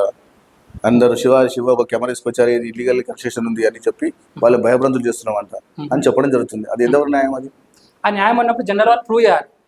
అది ప్రూవ్ చేసినప్పుడు ఇప్పుడు మా మీద ఏదైనా అపోహ వచ్చినప్పుడు జనరల్ మనం ఏం చేస్తాము? రాజకీయంగా తప్పు చేసేవాడికి పేరు వస్తుంది. ఇంత కూడా మంచిగా ఉంటే కూడా చెప్తారు ఎవరైనా? చెప్పరు కదా. శివ ఎప్పుడు హైలైట్ అవుతాడు? శివ పోయి బాబురి మధ్య కూర్చుంటే వీడియో తీస్తే శివ హైలైట్ అవుతాడు. ఇంట్లో కూర్చుంటే కాదు కదా. మేము చేసే స్ట్రగుల్, మేము చేసే పనితనం బట్టి ఇంకోటి వ్యక్తి ఎక్స్పోజ్ అయ్యి దానికి అనుగుణంగా నడుస్తారు తప్ప కానీ ఏదో ఊరు అబాండాలిస్ట్ అని చెప్పి మేము భయపడి ఎక్కి జరిగే వ్యక్తులం కాదు. మేము చిన్నప్పటి నుంచి ఒక సిద్ధాంతంగా ధర్మం మన ముందు వచ్చి మాట్లాడాలి. దమ్ము ధైర్యం ఉంటే వాడు ఎటువంటి సందర్భంలో అయినా నర్సింగ్ అన్న ఈ తప్పు చేసామని వచ్చే వ్యక్తి అడిగితే నేను ఏమని చెప్తా. వాడు ఇంటి అవతల పోయి అడిగితే నేను నాకు సంబంధం ఏంది? సంబంధం ఉండదా శివ? నీ మీడియాతో డ్యామేజ్ వచ్చి నీ ముందు వచ్చి మాట్లాడేవాడు. శివ తప్పు చేసినావు ఎందుకు చేసినావు అడగాలి వీడియో తీసుకుంటే. అంత అయిపోయినా వచ్చి వీడియో తీసుకుపోయేది అంటే దానికి లాభం ఉంటుందా? నాకు ఎవరైనా అటువంటి వ్యక్తులు ఉంటే ముందు తీసుకురండి, వాళ్ళకి సంబంధం చెప్పే బాధ్యత నాది. ఎటువంటి ఎలిగేషన్స్ లేవు. నేను రాజకీయంగా పర్ఫెక్ట్ ఉన్నాను. రాజకీయంగా ఎదిగే లీడర్ అంటే నర్సింగ్ అని ప్రతి ఒక్కరు చెప్తారు. అది మీరు ఎక్కడైనా వెళ్ళి అడగవచ్చు. ఇది స్లమ్లో వెళ్ళి అడగవచ్చు. ఇప్పుడు ఏదైతే ఖైరతాబాద్ కాన్స్టిట్యున్సీ ఉందో అక్కడ చూసుకున్నట్టే ఎన్నో సంవత్సరాల నుంచి కూడా ఇప్పటికీ కూడా ఎన్నో సంవత్సరాల నుంచి మనకు డ్రైనేజ్ సిస్టమ్ గురించి చాలా ఇష్యూస్ ఉన్నాయి, పార్కింగ్ గురించి చాలా ఇష్యూస్ నడుస్తున్నాయి, రోడ్ల సమస్యలు చాలా ఉన్నాయి. సో అప్పుడప్పుడు లైటింగ్ కూడా చాలా ఇష్యూస్ ఉన్నాయి, స్ట్రీట్ లైట్స్ అయినా కావచ్చు ఇంకే. సో వీటన్నిటికీ ప్రతి గవర్నమెంట్ వెళ్తుంది కానీ ఈ సమస్యలు మాత్రం తీర్చడం లేదు అసలు. సో దీని పట్ల మీరు ఎటువంటి యాక్షన్ తీసుకుంటున్నారు? ఎందుకంటే ఆల్మోస్ట్ ఇప్పుడు మీ కాన్స్టిట్యున్సీ అంతా ప్రతి వార్డులో ప్రతి డివిజన్లో మీరు తిరిగే ఉంటారు, ప్రతి ఒక్క ఏరియాలో మీకు తెలిసే ఉంటుంది. సో ఇప్పుడు మీరు దాన్ని ఎలా ముంగట తీసుకెళ్తున్నారు? దాని పరిష్కారం లేదు అసలు. అంటే అది జనాలు ఈరోజు మాట్లాడితే మర్చిపోతారు అని అపోహతోనే మీరు నడిపిస్తారా, లేకపోతే అసలు దానికి ఎండ్ పెట్టారా మీరు అని అడిగితే మీరు మీ అభిప్రాయం ఏంటని? అసలు ఈ అన్ని ప్రాబ్లమ్స్ కి సొల్యూషన్ ఏంటి? మేము ఫైట్ చేస్తాము, ప్రాబ్లమ్ సాల్వ్ చేస్తాము. 100% మభ్యపెట్టి కానీ దొంగమ చెప్పేయడం కాకుండా మేము ఫైట్ చేసి ఎన్నో రోడ్లు వేయించినాము, ఎన్నో స్ట్రీట్ లైట్స్ చేయించినాము, 1850 మైనాల్స్ చేయించినాము. స్ట్రీట్ లైట్స్ 5500 స్ట్రీట్ లైట్స్ అవన్నీ కూడా మేము క్రమంగా మా దగ్గర లిస్ట్ అవుట్ ఉంది. మేము గవర్నమెంట్లో ఉన్న అపోజిషన్ ఉన్నా కూడా ఫైట్ చేసి ఆ ప్రాబ్లమ్. గతంలో మైఫిల్ దగ్గర కొన్ని 3 నెలల నుంచి దుర్వాసనతో ఉన్న మోరీ ఫ్లవర్ అవుతుంటే అక్కడ ఎంతో మంది ఉంటే అక్కడ నేను రామన్న నోటు కూర్చొని ధర్నా చేయడం వల్ల ఆఫీసర్ దిగి వచ్చి ఒక వారం రోజుల్లో క్లియర్ చేయడం జరిగింది. అది అందరికీ తెలుసు, ఇక చుట్టుపక్కల అందరూ తెలుసు. అక్కడ దుర్వాసనతో ఆ హోటల్ ప్రాంగణం చాలా దుర్వాసన ఉండే. మేము వెళ్తే అక్కడ కూర్చున్నామాట. గతంలో కిషన్ రెడ్డి గారు ఎమ్మెల్యే ఉన్నప్పుడు కూడా మన కాచిగూడ చౌరస్తాలో టర్నింగ్లో రామారావు బస్ టర్నింగ్లో చెత్తకుండా ఉంటుండే. ఒకసారి మేము వెళ్తున్నాం కార్ ఆపేసి కూర్చొని తట్ట బుట్ట తెచ్చి మొత్తం ఎత్తినాం, చెత్త మేమే ఎత్తినాం ఎమ్మెల్యే గారు. ఎందుకంటే ప్రభుత్వం దిగి రావాలి అంటే ఒక పని చేయాలి కదా. శివ హైలైట్ కావాలంటే శివ ఏం చేయాలి? మీడియా తీసుకొని పోయి షూట్ చేయాలి, ఇంట్లో కూర్చుంటే కాదు కదా. మేము అట్లా చేయడం వల్ల ప్రభుత్వం దిగి వచ్చి అది క్లీన్ చేసి చేయడం జరిగింది. ప్రభుత్వం డబ్బులు ఉంటే మేము కొట్లాడి చేపిస్తాము, ఎవరు మభ్య పెట్టము, మేము మభ్యపెట్టే రకంగా మేము చేయము. ఎవరున్నా కూడా ఆ సీట్లో ఉన్న వ్యక్తికి మేము ఇన్ఫార్మ్ చేయడం మా బాధ్యత. ఏ పార్టీ కానీ టీఆర్ఎస్ ఉన్నా, బీజేపీ ఉన్నా, కాంగ్రెస్ ఉన్న ఎవరున్నా కూడా ఆ వ్యక్తికి ఇన్ఫార్మ్ చేసి ఆ ప్రాబ్లం సాల్వ్ చేసే బాధ్యత మేము ముందుంటాం. ఒకటి ఏంటంటే మీరు చెప్పేదానికి ఏంటంటే డబ్బు ఉంటేనే ప్రతి ఒక్క ప్రాబ్లంకి పరిష్కారం, డబ్బు లేని ఏది అది వాస్తవానికి నిజం. కానీ ఇప్పుడు ప్రజలు ఇప్పుడు let's say for example Congress government తెలంగాణలో, సో కాంగ్రెస్ గవర్నమెంట్ ఉన్నప్పుడు ఆ లీడర్ దగ్గరికి వెళ్ళి చెప్పుకున్నప్పుడు అది అవుతుందా అదే సెకండరీ. బట్ అది ఏ పార్టీ చేంజ్ అవుతున్నా కూడా ఆ సమస్య మాత్రం అలానే ఉండిపోతుంది. సో మరి దీని పరంగా మీ అభిప్రాయం ఏంటి? అంటే ఇక్కడ డబ్బులు రావాలని చెప్పేసి ఇంకా వదిలేస్తారా మీరు కూడా? వాటర్ మీద ఉంటాయి బుడగలు, ఎంత మంచిగా ఉంటాయి బుడగలు, ఎంతసేపు ఉంటాయి? అవి ఉంటాయి బాగానే సేపు, ఎండిపోయే వరకు ఉంటాయి. అలానే సమస్యలు ఉన్నంత వరకే పోరాడతారు, సమస్య అయిపోయినాక అది మర్చిపోతారు. పబ్లిక్ పోరాడే దమ్ము ఉండాలి. ఒక వ్యక్తి ఒక లీడర్ కావాలంటే జనం, బలం, ధనం. ఏం కావాలి? జనం, బలం, ధనం లాస్ట్. పబ్లిక్ ఉంటే నువ్వు ఉంటావు. శివ వచ్చిండబ్బా, శివ కెమెరా వచ్చిండు బయట అంతా పబ్లిక్ వచ్చేస్తారు. పబ్లిక్ అనేది ఎవరు చూస్తారు? ఎవరు చూడరు. అందుకే పబ్లిక్ కూడా అలసిపోయి వాళ్ళంతా కూడా ఫెడప్ అయ్యి వద్దు అనే స్థాయికి వచ్చింది. కాబట్టి పబ్లిక్ వస్తే 100% లీడర్లు స్పందిస్తారు, సమస్య పరిష్కారం అవుతుంది. సో పబ్లిక్ రావడానికి కూడా డబ్బులు కావాలని, డబ్బులు ఇస్తేనే వస్తారా జనాలు? ఎందుకంటే ఇప్పుడు మనం ఎలక్షన్ టైంలో చూస్తుంటాం. సో ఇప్పుడు మనము జనాల్ని తీసుకొని వెళ్ళేటప్పుడు ప్రతి ఒక్కరికి ఇంతో అంత ఇస్తేనే వాళ్ళు బయటకు వస్తారు. సో అట్లా మీరు జనాలు ఉండాలంటే మరి వాళ్ళకి కూడా ఏమైనా ఇవ్వాలి కదా. మరి అట్లా ఎట్లా ఇస్తారు? భారతీయ జనతా పార్టీ నీతి నియాతి మా లక్ష్యం, అభివృద్ధి మాదే. డబ్బులు ఏమో డబ్బులు తీసుకోము, భారత్ మాతకి జై. గ్రేట్ ఆన్సర్ అన్న. సో ఒకట ఇప్పుడు అదే అంటున్నాను, మెయిన్ థింగ్ ఏంటంటే డ్రైనేజ్ సమస్య ఇంకా ఇక్కడ చాలా ఉంది. ఈ ఖైరతాబాద్ కాన్సెప్ట్ డ్రైనేజ్ సమస్య అనేది తరతరాలు వస్తా ఉంటుంది. చెప్పినాక మళ్ళీ డ్రైనేజ్ సమస్య అంటారు. కాదు, ఎందుకంటే ఏజెండా మెయిన్ ఇదే ఉంది కదా. ఇప్పుడు దాన్ని ఏ విధంగా మీరు పరిష్కారంతో క్లోజ్ చేస్తారు అంటే బీజేపీ పార్టీ వస్తేనే క్లోజ్ చేస్తారు. జూబ్లీస్ ఎలక్షన్ లో వరదల్లో కొట్టుకుపోయినా కూడా జూబ్లీస్ మళ్ళీ ఎవరికి గెలిపించింది? నవీన్ యాదవ్. మరి ఎందుకు గెలిపించింది తెలుసు నీకు? ఆ విషయం చెప్పడం అవసరం లేదు. అవన్నీ వేరే మాట చెప్పండి, మీరు చెప్తారు దానికి సమాధానం. డబ్బుతో అన్ని ముడిపడే తెలుసు శివ, మేము అట్లా కాకుండా వేరే చెప్పండి దాన్ని చెప్తాను నేను. ఇవన్నీ కూడా ఈ డ్రైనేజ్ సమస్యలు, ఈ స్ట్రీట్ లైట్స్ అన్ని కూడా అంధకారంలో హైదరాబాద్ తెలుసా మీకు? ఎక్కడ వెళ్ళే చీకటి, 100 మంది మహిళలు ఇబ్బంది పడుతారు, పుస్తకాలు పోతున్నాయి, పిల్లలు కింద పడుతున్నారు. ఏం చేస్తారు మీడియా అంతా? పండుగ నిద్ర పోతురా అంటే మీడియా ఒక్కటి చూపిస్తేనే. మరి ఇప్పుడు ఈ రోజు మాధవ్లో ఎందుకు కలెక్ట్ అయింది? ఎందుకు కలెక్ట్ అయిందండి చెప్పండి శివ గారు, ఎందుకని చెప్పండి, నేను ఎత్తుకుతారు. ఇదే అన్న ఇప్పుడు మీరు వినండి, మీరు డ్రైనేజ్ స్ట్రీట్ లైట్స్ అంటే దానికి డబ్బులు కావాలి, ప్రజలు దాన్ని స్పందించాలి. ట్యాక్స్ కట్టకండి, సమస్య చేయండి, ధర్నా చేయండి, ఎవరు ముందుకు రారు. సమస్య వచ్చినప్పుడు వస్తారు. మనకి జీవితంలో బ్రతకాలంటే ఆశ ఉండాలి, ఆవేశం కాదు. ఆవేశం ఏం చేయలేము, ఆశతో పని చేయగలదు. మనకి పబ్లిక్ అంతా కూడా ఒక ఆశపూరితంగా ఒక డబ్బులో మునిగిపోయి తేలాడుతున్నారు. దాన్ని ఏం చేయలేము శివ, నెక్స్ట్ అంటే చెప్తారు సమాధానం. ఓకే, ఇప్పుడు జనరల్ ఏంటంటే ఏం లేదు, జనరల్ క్వశ్చన్ అది. ఎందుకు ఈ క్వశ్చన్ నేను మరీ స్ట్రెస్ చేస్తున్నా అంటే ఇది వెరీ ఇంపార్టెంట్. ఇప్పుడు జనాలు వాళ్ళ సమస్యలు ఖచ్చితంగా అంటే మీరు చెప్పేదంటే వాళ్ళ సమస్యలు వాళ్ళే వచ్చి పోరాడుకోవాలి, ఇప్పుడు మీరు అన్నది జనాలు కళ్ళు మూసుకొని తిరుగుతున్నారా? వాడి ఇంటి ముందు మోరు ఉంటే వాడు చూడు తెలియదు వాడికి ఏం చేయాలో. రేపు ఆమె కంప్లైంట్ చేయాలి. చిన్నపిల్లలు ఈ రోజు యూట్యూబ్, ట్విట్టర్ అన్ని వచ్చినాయి. సినిమాకి లైక్ చేస్తారు, ట్విట్టర్ లో పెడతారు. ఒక అమ్మాయి వద్ద ఫోటోస్ ట్విట్టర్ లో పెడతారు, అది చేత కదా. అట్లా ఎంత పెట్టినా సరే మళ్ళీ ఒక నాయకుడు చెప్తే తప్ప వాళ్ళు జనాలు వస్తలేరన్న. దీని బట్టి మీరు ఏమని చూస్తారు? ఎందుకంటే ఇప్పుడు ప్రతి ఒక్క అట్లా కదన్న, ఇప్పుడు ప్రతి ఒక్కరు ఏంటంటే రాజకీయ నాయకులు ఎన్నుకునేది ఏంటంటే ఈ సమస్యలు తీర్చడానికి, అవునా? సో ఇప్పుడు ఎన్నుకున్న తర్వాత మళ్ళా ప్రజలకు కనిపించే సమస్య ప్రజలే తీర్చుకోవాలి. ప్రజలు ఖచ్చితంగా బయటికి రావాలంటే మరి రాజకీయ నాయకులు ఓటు వేయడం ఎందుకు? ఓటు బ్యాంక్ అనేది వేరే, సమస్య వేరే. ఎందుకన్నా అదే ఇప్పుడు సమస్య తీర్చడానికి నాయకుడు ఉండేది అన్న. నేను చెప్పిన నీకు, సమస్య తీర్చే వ్యక్తి ఇక్కడ బీజేపీ ఉంది, అక్కడ కాంగ్రెస్ గవర్నమెంట్ ఉంది. ఇద్దరు పడదు, శివకు పడదు, టీవీ9 పడదు. నీరు నీ చూపాడు, వాడు నాకు చూపాడు. రిపోర్ట్ చూపిస్తారా? రాపాడు కదా. అదే రకంగా మా ఉంటే ఫైల్ కొన్ని ఆపేస్తారు, కొంతమంది శాంక్షన్ చేయరు, టెండర్స్ ఇవ్వరు, అన్ని ప్రాబ్లమ్స్ ఉంటాయి. ఇంటర్లో మేము ఫైట్ చేస్తాం కాబట్టి కంపల్సరీగా మేము ఆ ప్రాబ్లం చేయడానికి ఫైట్ చేస్తాము. ఏదైనా కూడా మేము ధర్నా చేస్తాము, రాస్తారోకలు చేస్తాము, ఇప్పుడు స్పందిస్తాం. ఇప్పుడు మన గంటిపేట నాలుగులో అన్ని ఇల్లుగులు కొడుతారు, అక్కడ రామశాల పోయి బీజేపీ పెద్ద ధర్నా చేస్తారు. కొంచెం దాన్ని ట్రావెల్ చేస్తాం, సమస్య ఉన్నప్పుడు వెళ్తాం. దాన్ని మేము ప్రజలతో మేమే లీడర్ కాబట్టి వెళ్ళి రిప్రజెంట్ చేసే బాధ్యత. ఈరోజు ధర్మరక్షణ సభ పెట్టినాం, 100,000 మందికి నేను మెసేజ్ పెట్టినా, 1,000 మంది పెట్టినా. ఎంతమంది స్పందించారు, ఎంతమంది వచ్చారు తెలుసు మీకు. లక్షలాది మంది వచ్చారు. ధర్మం కోసం, రక్షణ కోసం వస్తుంది కాబట్టి మనం అది గడప లోపల కులం, గడప దాటితే హిందువులం, గడప లోపల కులం, గడప దాటితే సంకేతం వెళ్తున్నాం కాబట్టి అవన్నీ శివగారు. ఇది డబ్బుతో సమస్య. ఈ డ్రైనేజ్ కానీ మీరు వాస్తవమే, లీడర్ కొట్టాడాలి, లీడర్ క్వాలిటీస్ ఉన్నాయి, మేము వెంబడిస్తాం, కలెక్టర్ కలుస్తాం, మంత్రిని కలుస్తాం, కేంద్ర మంత్రి కలుస్తాం, అందరం కలుస్తాం. కానీ సమస్య కావాల్సింది బడ్జెట్ కావాలి. ఆ బడ్జెట్ అన్ని మేము ప్రాబ్లం చేస్తున్నాం. చిన్న సమస్యలు ఉంటే అవి, ఇప్పుడు కాలనీలో ఒక ఇల్లు ఉంటే ఆ ఇల్లు కొలగొట్టి బిల్డింగ్ అవుతుంది, అపార్ట్మెంట్ అవుతుంది. అప్పుడు మోరీ ఇంతుండే, ఇప్పుడు మన దగ్గర అదే ఎంత ఉంది, దాన్ని పెద్ద చేయడానికి టైం పడుతుంది. ఇప్పుడు ఒక ఇల్లు ఉన్న ఇద్దరు ఉండే పోర్షన్ దాన్ని కూలగొట్టి అపార్ట్మెంట్ వేసాం, 50 ఫ్యామిలీస్ అని. 50 ఫ్యామిలీస్ ఫెసిలిటీ ఎక్కడ ఉంది మీకు? అది మనం మోటివేట్ చేస్తాము. గతంలో కూడా ఈ చిక్కడపల్లి ఉన్న వాతావరణం కూడా తెలుసు మీకు. అంతే వర్షం చిలుకు పడితే మొత్తం వరదల సముద్రాన్ని మొత్తం స్విమ్మింగ్ పూల్ అయితే ఆ సమస్య మునుమున చేయడం జరిగింది. అవన్నీ అవుతుంటే శివగారు మీరు కంగారు పడకుండా మేము ప్రజల వద్దకు వెళ్ళి, ప్రభుత్వం దగ్గర వెళ్ళి తీసుకెళ్లి సమస్యను పరిష్కారం చేస్తాం. దానికి కొంచెం బడ్జెట్ కేటాయించాలి. ఆ బడ్జెట్ వల్లనే ఇబ్బంది అవుతుంది కాబట్టి అది మీరు గ్రహించి చెప్తే దాన్ని బట్టి మేము ముందుకెళ్తాం. ఓకే, సో ఇప్పుడు బడ్జెట్ మనం పక్కన పెడతాము.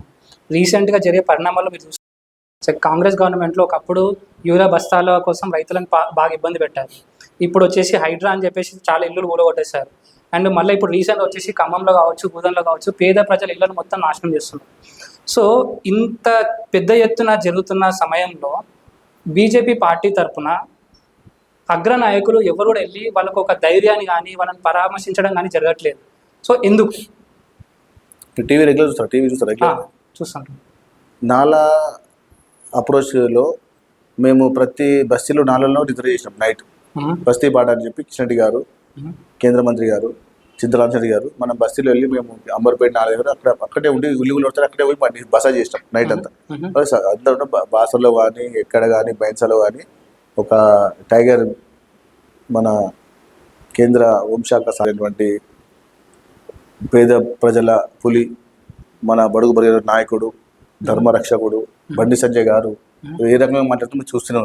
మీరు కరీంనగర్ నడిగడ్డన ఒక చైర్మన్ చేసిన నాటే జోక్ అది. మనం ఇంతమందిని కొట్టిన కోటను కొట్టి ఈరోజు బండి సంజయ్ గారు చేసిన మా ఆ విజయాన్ని మేమందరం కూడా అప్సెట్ చేస్తున్నాం. అతన్ని మేము పొద్దున్నే సన్మానం చేయడం జరిగింది. అతను ఒక పులి. అట్లాంటి వాళ్ళు చాలా మంది ఉంటారు. మేము కూడా బయలుదేరుతున్నాం. ఎక్కడ హిందువుల మీద దాడి జరిగినా, ఎక్కడ బీదవాళ్ళ ఇల్లు కూల్చినా, ఎక్కడ బీదవాడి వాళ్ళ మనవాళ్ళు దెబ్బ తీసినా ఒకే ఒక పార్టీ, భారతీయ జనతా పార్టీ అడ్డుకుంటుంది. దేవాలయాలు కానీ హిందూ ధర్మం కోసం ఎవరైనా ఇబ్బంది పెడితే దానికి బుద్ధి చెప్పేదాకా అక్కడ జరిగే ప్రసక్తే ఉండదు.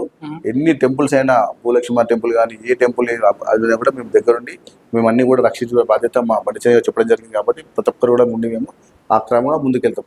ఇక్కడ కూడా బీదవాడికి అన్ని జరిగితే అండగా వచ్చేది బీజేపీ. మీరు గతంలో ఎన్ని చూస్తారు, ఎన్ని అయినా కూడా ఎన్ని ధ్వంసాలు అయినా కూడా ఏ పార్టీ ముందు వస్తుందండి? మీరు చెప్పండి శివ గారు, మీరు చెప్పండి. ఇప్పుడు కాంగ్రెస్ వస్తుందా, టీఆర్ఎస్ వస్తారు, ఫస్ట్ ఎవరు వస్తారు? ధర్మం. ఇది కనిపిస్తుంది ఎక్కడ ఉన్నా. బీజేపీ గారి ధర్మం, భగవా పార్టీ మనం ముందు లేవడి. ఈ రోజు రాజమూమిలో మనం ఎన్ని ఏళ్ళ 50 ఏళ్ళ కష్టాన్ని మనం చేసుకున్నాం బికాస్ ఆఫ్ ధర్మమే. ఈరోజు మనం అంత పెద్ద జెండాని మనం ఎగిరేసినాం, అక్కడ పతాకాన్ని ఎగిరేసామని కారణం మన ధర్మం కోసం అయోధ్యలో నిర్మించుకున్నామంటే అది మన అందరికీ ఒక వేలాది మంది ప్రాణ త్యాగాలతోనే ఆలయం నిర్మాణం పడింది. అది మీరు గుర్తుంచుకోవాలి. మేము అట్లా ఎవరికి కించపరచము. హిందువుల పట్ల ఉండేది ఒకటి భారతీయ జనతా పార్టీ ధర్మం వైపు. మేము ముస్లింకి వ్యతిరేకత కాదు, ఎంఐఎం పార్టీకి వ్యతిరేకత. మేము ముస్లింస్కి వ్యతిరేకత కాదు, ఎంఐఎం పార్టీకి వ్యతిరేకత. అంతేగాని మైనారిటీస్ అంతా మిత్రులే. మేము ఎప్పుడు కూడా వాళ్ళతో మేము స్నేహభావంతో ఉంటాం. కాబట్టి మేము ఎంఐఎం పార్టీకే మేము శత్రువు వాళ్ళు చూస్తాం. కాబట్టి మిత్రులంతా కూడా మాకు ముస్లిమ్స్ అంతా మిత్రులే. ఇప్పుడు ఇదన్నా మెయిన్ టాపిక్ వచ్చేసి ఏంటంటే డైవర్షన్ పాలిటిక్స్ అంటారు బీజేపీ అంటే. ఇప్పుడు అదే మెయిన్ ఏంటంటే హిందుత్వం గురించి కానీ, టెంపుల్స్ ఏదైనా ఇష్యూ జరిగినా కానీ ఫస్ట్ ధర్మం కోసం కానీ బీజేపీ పార్టీ ఖచ్చితంగా ముందు ఉంటుంది. అది వాస్తవం, అది చెప్పాల్సిన అవసరమే లేదు, వాస్తవం అది. కానీ ఇప్పుడు అడిగే ప్రశ్న ఏంటంటే జనరల్గా పేదవాడు, ఇప్పుడు మొన్న చూడండి మేడారంలో ఒక చిన్న పిల్లటు 2 నెలల పాపను కడుపుతో తన్ని చంపేశారు బీసీ వాళ్ళది. అండ్ ఇప్పుడు పేద ప్రజల ఖమ్మంలో ప్రతి ఒక్కరి ఇల్లు డైరెక్ట్ నోటీస్ పంపించేసి డైరెక్ట్ వచ్చి కూలగొట్టేస్తారు.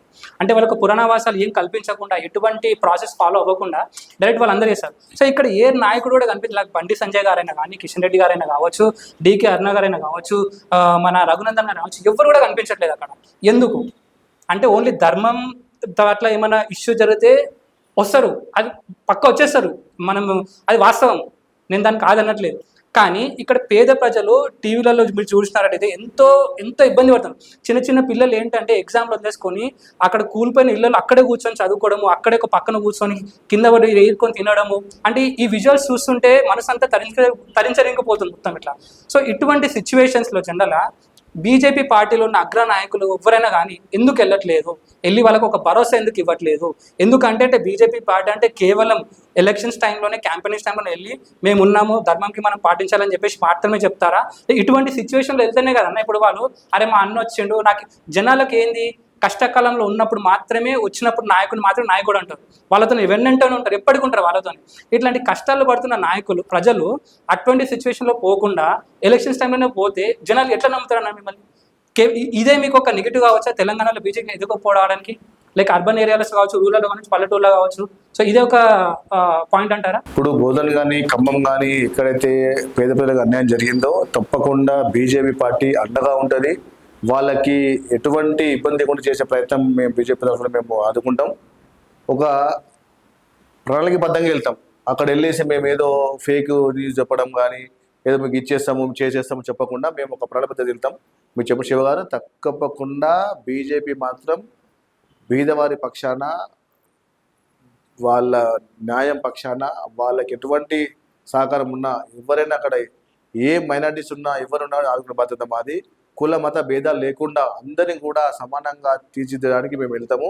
ప్రణాళిక సిద్ధంగా చేసి మా కేంద్ర మంత్రిగా చెప్పడం ద్వారా మేము అక్కడ వెళ్ళి అందరూ కలిసి మా మంత్రులు కానీ, ఎంపీలు కానీ, ఎమ్మెల్సీలు కానీ వెళ్ళి ఒక ప్రణాళికబద్ధంగా వెళ్ళి మేము ఎప్పుడు కూడా దొంగ మాటలు చెప్పం, అబద్ధాలు చెప్పి మీకు ఇల్లు ఇచ్చేస్తాం, స్కూటీ ఇచ్చేస్తాం, 6 గ్యారెంటీలు అని చెప్పకుండా మేము ప్రణాళికబద్ధంగా నరేంద్ర మోడీ గారు జన్ధన్ యోజన, బేటీ బచావ్ బేటీ పడావ్, చాలా కార్యక్రమాలు బ్యాంకులో చాలా మంది పోస్టల్ బీమా ఎంతో మంది తీసుకున్న వాళ్ళు ఉన్నారు. నా సంబంధించిన వ్యక్తులు పోస్టల్ బీమా 10 లక్షలు తీసుకున్న వాళ్ళు చాలా మంది ఉన్నారు. లిస్టు చెప్తాం శివ మీకు.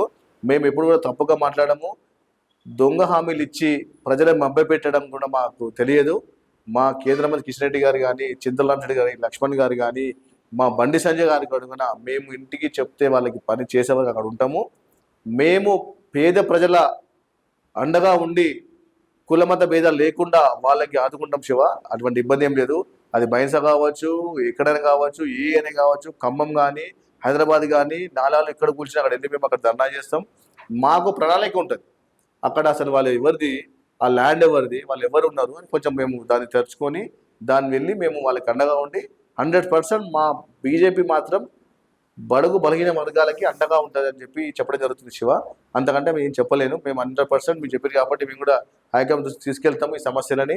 వాళ్ళ రకంగా మేము వెళ్ళి వాళ్ళకి 100% ఆదుకొని వాళ్ళకి అండగా ఉంటాం. అంటే ఇప్పుడు మీరు చెప్పేది ఏంటంటే జనరల్ ఇప్పుడు మన బీఆర్ఎస్ మన కేటీఆర్ గారు వెళ్ళారు అక్కడికి వెళ్ళి వాళ్ళు ఏమన్నారు, మీరు ఎక్కడైతే ఇల్లు కూలగట్టారో దయచేసి ఇల్లు కట్టిస్తాం చెప్పకండి కేటీఆర్ వీటీఆర్ అని చెప్పి. మేమంతా కూడా ఒక బీజేపీ కార్యకర్తలం. మేము కేటీఆర్ మా కార్యకర్తకి సమానం, మా చిన్న లీడర్కి సమానం కేటీఆర్. మా దగ్గర ఉన్న ఇన్ఫర్మేషన్ కేటీఆర్ దగ్గర ఉంటుంది. అవన్నీ వదిలిపెట్టండి. మేము ఒక ప్రణాళిక వెళ్తున్నాము.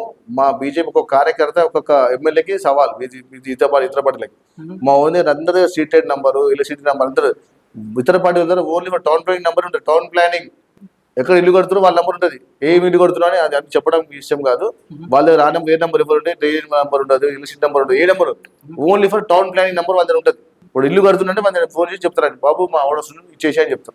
అట్లా కాకుండా మేము చాలా సిస్టమ్తో ఉంటాం కాబట్టి మాకు ఈ ఇతర పార్టీలు కాంగ్రెస్ కానీ, టీఆర్ఎస్ కానీ, ఎంఐఎం కానీ సంబంధం లేదు. మేము చెప్పిన పద్ధతితో మేము ఉంటాము. మా ప్రణాళికలు మా పెద్ద నాయకులు పోతే మేము వెళ్తాము. అందరూ వాళ్ళు చెప్పిన నడుస్తాం కాబట్టి మేము ప్రజలకి అండగా ఉంటాం. జూబ్లీస్లో ఏం జరిగింది అనేది అందరికీ తెలుసు, ఓకే. కానీ ఇక్కడ మా పాయింట్ ఏంటంటే బీజేపీ అనేది పేదల పట్ల నిలబడే పార్టీ. ఎక్కడ ఎటువంటి ఆపద వచ్చినా సరే ఫస్ట్ నిలబడేది బీజేపీ పార్టీ. సో అట్లాంటి పార్టీ ఏంటంటే ఒక స్ట్రాంగ్ ఆపోజిషన్ లాగా ముంగట నిలలేకపోతుంది. సికింద్రాబాద్ వచ్చిందంటే వేరే పార్టీ వాళ్ళు ఎక్కడ సికింద్రాబాద్ లో గుడి ధ్వంసం అయితే ఏ పార్టీ నాయకుడు వచ్చాడు? ఏ పార్టీ వాళ్ళు వచ్చారు? వేరే పార్టీ వాళ్ళు వచ్చిరా?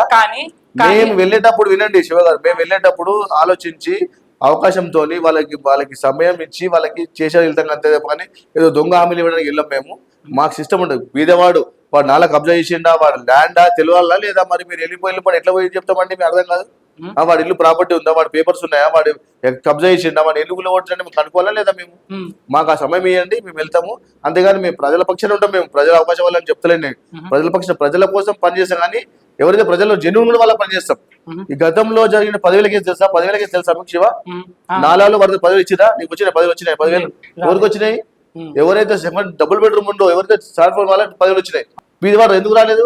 Corruption, KTR corruption, KCR corruption, local MLA corruption. అది గుర్తుపెట్టుకోండి. అంతేగాని మేము ఇంటికి డబ్బులు ఇచ్చిన, ఒక మోడీ గారు ఇచ్చిన పథకం ఇచ్చి ప్రతి ఇంటికి వెళ్తుంది, ప్రతి గడపకి వెళ్తుంది, ప్రతి వ్యక్తికి వెళ్తుంది. ఈ రోజు పోస్టల్ బీమా ఇలా అడగండి, ఒక వ్యక్తికి యాక్సిడెంట్ అయితే 10 lakhs రూపీస్ ఇవ్వడం జరిగింది. పాలమూరు జిల్లాలో మన ఈయన ఆచార్య ఆధ్వర్యంలో పోస్టల్ బీమా యాక్సిడెంట్ చనిపోతే వాడు చేసిన 1 monthకే వాడికి 10 lakhs ఇవ్వడం జరిగింది. అట్లా ఉంటా శివ గారు, మీరు ఏముంటే చెప్పండి. మేము చెప్తున్నాను. ఇప్పుడు మీరు సరే చేస్తున్నారు అంటున్నారు, కాకపోతే స్ట్రాంగ్ అపోజిషన్ ఏడాను. ఇప్పుడు కేటీఆర్ కరప్షన్ చేసిండు, కేసీఆర్ కరప్షన్ చేసిండు, మరి రేవంత్ రెడ్డి కరప్షన్ చేసిండు అంటున్నారు. కానీ సరే ఇవన్నీ పక్కన పెడితే ఫస్ట్ థింగ్, ఇవన్నీ దొంగ పనులు వెనకాల జరుగుతున్నప్పుడు అవి మీకు తెలిసినప్పుడు మీరు ఎందుకు పోరాడతారు ముంగడికి వచ్చి? ఇప్పుడు డైరెక్ట్ మీరు అందరూ కరప్షన్ చేస్తున్నారు, వీళ్ళందరూ కరప్షన్ చేసిన కరప్టెడ్ ఉన్నారని చెప్పేసి అంటున్నారు. కానీ అది స్ట్రాంగ్ అపోజిషన్ లాగా మీరు వచ్చి గట్టిగా అంటే ఒకడు కరప్షన్ చేయాలంటే అమ్మ పార్టీ ఇక్కడ బీజేపీ పార్టీ అమ్మ వాళ్ళు మొత్తం అంటే ఈ భయం ఎందుకు క్రియేట్ చేస్తలేదు మీరు? ఎందుకంటే నాయకులే ఇవన్నీ చూసుకోవాలి, నాయకులే ఇవన్నీ చేయగలుగుతారు, నాయకులకే అవన్నీ రూల్స్ అండ్ రెగ్యులేషన్స్ తెలుసు, నాయకులకే మొత్తం సిస్టమ్ తెలుసు, నాయకుల లా గురించి అన్ని తెలుసు. కాబట్టి వాళ్ళు ఖచ్చితంగా నిల్చొని చేయాలి. ఇప్పుడు ఆ స్ట్రాంగ్ ఆపోజిషన్ ఇక్కడ కనిపిస్తుంది అన్నమాట బీజేపీ పార్టీ.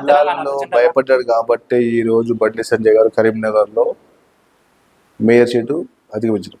ఆదిలాబాద్ లో 20 సీట్లు కొట్టినాం, కరీంనగర్ లో కొట్టినాం, నిజామాబాద్ లో కొట్టినాం. ప్రజలు భయ ప్రాంతంలో ఉన్నాడు కాంగ్రెస్ వాళ్ళు. మేము ఇప్పుడు బండి సంజయ్ గారు మొదలుపెట్టిండ్రు వేట.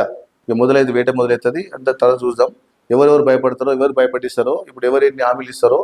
అందుకే భయపడి తక్షణమే 2 wheelers అని చెప్పడం జరిగింది. కాంగ్రెస్ పార్టీ భయంతోనే కదా ఇన్ని రోజులు ఎందుకు ఇవ్వలేండి, ఇన్ని రోజులు ఎందుకు చెప్పలేండి? అంటే ఇప్పుడు ఎలక్షన్స్ వస్తున్నాయి ఇస్తుండేమో. అందుకే అట్లా కూడా అనుకోవచ్చు కదా. ఇన్ని రోజులు ఎలక్షన్ ముందు కానీ ఇన్ని రోజులు ఏం చేసాడు? 3 ఏళ్ళు ఏం ఎందుకు చేశాడు? పోవడాలేదు అంటున్నా. ఇప్పుడు మేము అదే ఇప్పుడు ప్రజలు ప్రతి ఓటేసినందుకు ప్రజలు ధర్నా ఇష్టపడతారన్న, మీరు శివ పోవట్లేదా? గారు ధర్నా చేసినాము, ధర్నా చౌక్ లో కేంద్ర మంత్రి గారు చేశారు, కిషన్ రెడ్డి గారు చేశారు, మన ఇప్పుడు నూతనంగా ఎన్నికైన మన ఎమ్మెల్సీ రామచంద్ర గారు స్టేట్ అధ్యక్షులు ధర్నా చేసినాము. 6 గ్యారెంటీల మీద మేము ఎన్నో ధర్నాలు చేసినాం. దానికి దిగొచ్చి గవర్నమెంట్ వచ్చి ఏ రోజైనా ఎవరైనా కూడా ధర్నా చౌకి రావడం జరిగిందా? కేసీఆర్ పిలిపించినామా ధర్నా చౌకి?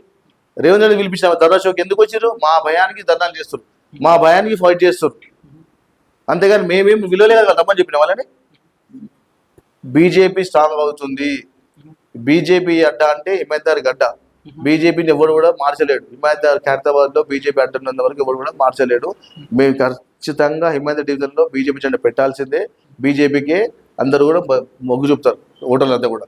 మేమంతా కూడా ప్రతి గల్లీ, ప్రతి వాడ, ప్రతి బస్తీ, ప్రతి అపార్ట్మెంట్ సమస్యలు ఉంటే ఫస్ట్ గా ఇన్ఫార్మ్ చేసేది బీజేపీ పార్టీ. అది మీరు గుర్తించుకోండి. మేమేదో పార్టీ పరంగా వచ్చి ఎలక్షన్ ముందు వచ్చి మీకు డబ్బు కొట్టి సాటించాము. ఈ రోజు వేట మొదలైంది. బండి సంజయ్ గారు కరీంనగర్ గడ్డ మీద జెండా ఎగరేసారు కాబట్టి ఇవి రాబోయే ఎలక్షన్ లో చూస్తారు మీరు మా సత్తా ఏందో. అంతేనా? ఎటువంటి ప్రణాళికలు వేసుకుంటున్నారన్న కొంచెం చెప్తారా మాకు కూడా? ప్రణాళికలు అవి మేము మా ప్రెస్ రిలీజ్ అవుతుంది, మా పెద్ద నాయకులు చెప్పని చెప్తాము. ఓకే.